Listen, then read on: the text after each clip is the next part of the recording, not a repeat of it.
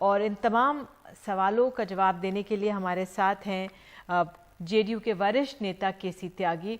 त्यागी जी, बहुत बहुत धन्यवाद समय निकालने के लिए, जुड़ने के लिए। आप लोगों को बधाई। जी नमस्कार। नई सरकार के साथ, नए रूप के साथ आप लोग सामने आए हैं।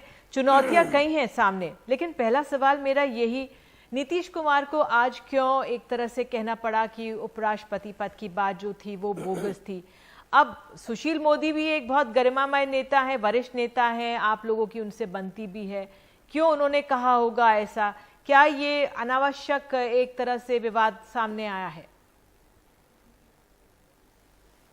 देखिए निधि जी, मैं 40-45 साल से राष्ट्रीय राजनीति में हूं मैं, और मैंने लगभग 1 दर्जन से ज्यादा पार्टियों के और गठबंधनों के विभाजन देखे हैं। जरा रुकवाइए, इको है। और जब भी पार्टियां अलग होती हैं, आरोप प्रत्यारोप का दौर शुरू होता है। सुशील मोदी जी के साथ हम लोगों का काम करने का बहुत लंबा अनुभव है। वो विचारवान, ऊर्जावान, मित्र राजनेता हैं।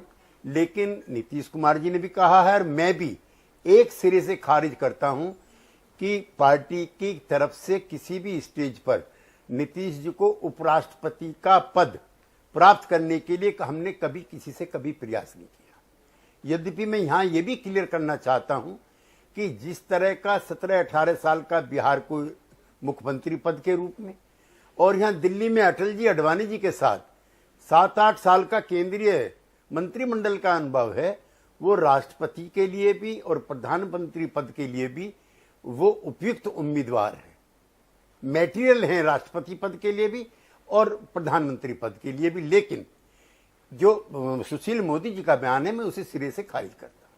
ठीक है, आपने अब प्रधानमंत्री पद की बात ही शुरू कर दी तो मैं उसी पे ही आ जाती हूँ।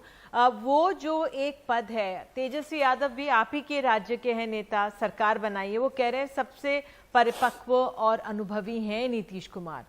लेकिन आज ही हम देख रहे थे, आप देख रहे हैं कि इस पद के दावेदार बहुत हैं, बहुत लोगों के सपने जुड़े हुए हैं इस पद से। आपको लगता है कि इस मजबूत दावेदारी देने में ये भी एक बड़ी चुनौती होगी नीतीश कुमार के सामने? नीतीश कुमार जी ने बहुत विनम्रता के साथ कल इस बात को कहा है कि वो प्रधानमंत्री पद के दावेदार नहीं है। जनता दल यूनाइटेड को अपनी हदों की भी एहसास है कि हमारे 16 एमपी हैं और अभी हमें राष्ट्रीय पार्टी का दर्जा प्राप्त करने के लिए एक मंजिल और पार करनी है। मैंने खाली उतना भर कहा है कि वो पीएम मटेरियल भी है और वो राष्ट्रपति मटेरियल भी है, लेकिन ना हमने दावेदारी की है, ना हमने किसी पार्टी से बात की है। और चुनौती भी 2024 की कोई छोटी मोटी नहीं है। जिस पार्टी से मुकाबला है, जिस नेता से मुकाबला है, उससे मुकाबला करने के लिए मैं एक और नई चीज कहना चाहता हूं। अब पुराने गठबंधनों से काम नहीं चलने वाला है। जब तक इसका वैचारिक जन आधार नहीं होगा, कोई गठबंधन अब नहीं चलने वाला। मैंने जनता पार्टी बनते देखा, अपनी आंखों से उसको टूटते देखा। वो तो एक पार्टी थी। वीपी सिंह जी के नेतृत्व वाली सरकार में मैं भी एमपी था, मैंने उसको तितरते बिखरते देखा है। फिर देवे गौड़ा जी की और गुजराल साहब की देखा। जब तक वैचारिक कंसोलिडेशन नहीं होगा, तब तक कोई भी गठबंधन आने वाले दौर में नहीं चलेगा। अगले दिन से ही सबसे बेस्ट उदाहरण निधि जी है पश्चिमी बंगाल का, जहां ज्योति बसु के नेतृत्व में 27 साल तक सरकार चलती रही और कभी कोई अंतर्विरोध सामने नहीं आया। या दूसरा उदारता पूर्वक सरकार चलाने का अटल बिहारी वाजपेयी जी का। आप ये कह रहे हैं कि पुराने गठबंधन नहीं चलेंगे, वैचारिक तरह से साथ आने की जरूरत है, लेकिन अब नए दौर के नेताओं से मुकाबला करना है। आज अगर आप अरविंद केजरीवाल की प्रेस कॉन्फ्रेंस देख रहे होते तो आप देखते किस तरह से आक्रामक हैं वो प्रधानमंत्री, एक तरह से केंद्र पर, बीजेपी पर उनके जो बयान थे, जो उनकी बोली थी। नीतीश कुमार उस वैसे नहीं बात करते हैं। तो एक वो चुनौती भी होगी कि इस नए दौर के जो ये नए नेता हैं, ये भी एक चुनौती है, क्योंकि इन्होंने हाल में पंजाब में भी सत्ता हासिल की है और अब गुजरात में जाकर किस तरह से लगातार प्रचार कर रहे हैं। अरविंद केजरीवाल जी मेरे बहुत अच्छे मित्र हैं। कई अवसरों पर हमने साथ काम किया है और नीतीश कुमार जी भी। नीतीश कुमार जी सोशलिस्ट मूवमेंट की पृष्ठभूमि से निकल करके तपे तपाए एक परिपक्व नेता हैं, जबकि अरविंद केजरीवाल जी कन्वेंशनल पॉलिटिक्स के दायरों को तोड़ करके बाहर आए नेता हैं। वो सड़क पे नेता बने थे अन्ना के आंदोलन में। ना वो सोशलिस्ट हैं, ना वो कम्युनिस्ट हैं, ना वो जनसंघी हैं, ना किसी और विचार के हैं। उनकी कोई राजनीतिक उस तरह की प्रतिबद्ध विचारधारा नहीं है जैसी नीतीश कुमार की है। जैसे आरक्षण है, उस पर नीतीश कुमार की स्पष्ट राय है, मंदिर मस्जिद पर नीतीश कुमार की स्पष्ट राय है, जातिगत जनगणना पे उसकी स्पष्ट राय है। लेकिन वो अनकन्वेंशनल पॉलिटिक्स के अलंबरदार हैं श्री अरविंद केजरीवाल। तो दोनों में बहुत फर्क है।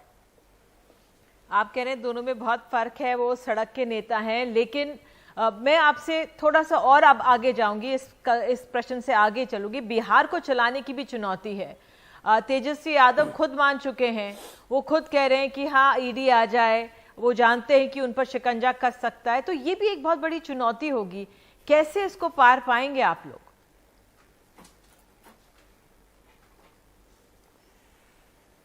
देखिए, नीतीश कुमार जी की जहां तक चर्चा है, प्रधानमंत्री श्री नरेंद्र मोदी कई अवसरों पर कह चुके हैं कि मैं इस देश में लोहिया, जॉर्ज फर्नांडिस और नीतीश कुमार को बेहतरीन राजनेता मानता हूं। नए डायनेस्टी के चक्कर में है, नए परिवार के चक्कर में है, नए जात के चक्कर में है।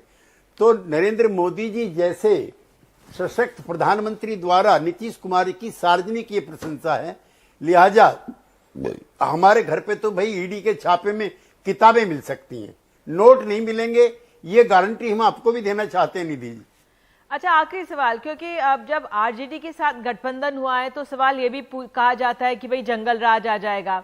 हालांकि तेजस्वी यादव ने बड़ा बखूबी जवाब दिया। उन्होंने कहा है कि जंगल राज में तो चूनी निकलती है, आप जानते हैं कहाँ चूनी निकलती है। हमारे यहाँ तो हल्ला होता है, लेकिन कभी कभार हल्ले से भी डर लगता है। तो उस लिहाज से आपसे जानना चाहेंगे, एक विश्वास बने वो कैसे होगा?